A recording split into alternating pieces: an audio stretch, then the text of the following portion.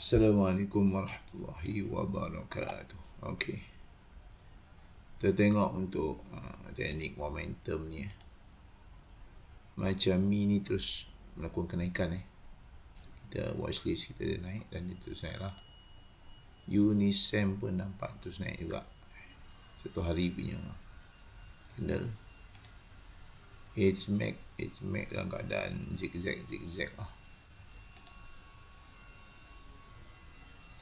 Solar Verdant pun akan zigzag juga.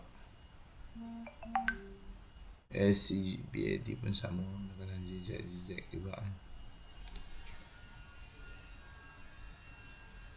Franken dia naik, betul turun.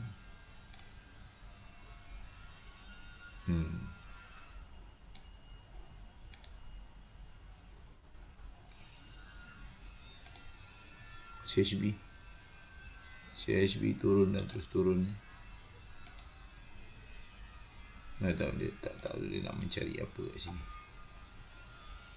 Dia nak mencari apa. Dia buat momentum sell.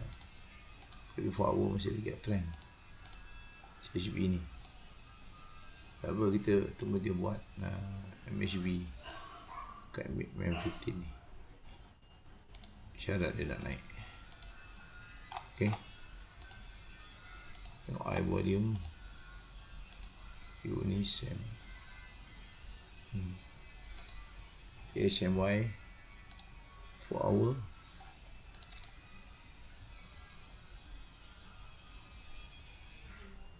Okay, rasa itu saja untuk teknik BBMA. Assalamualaikum.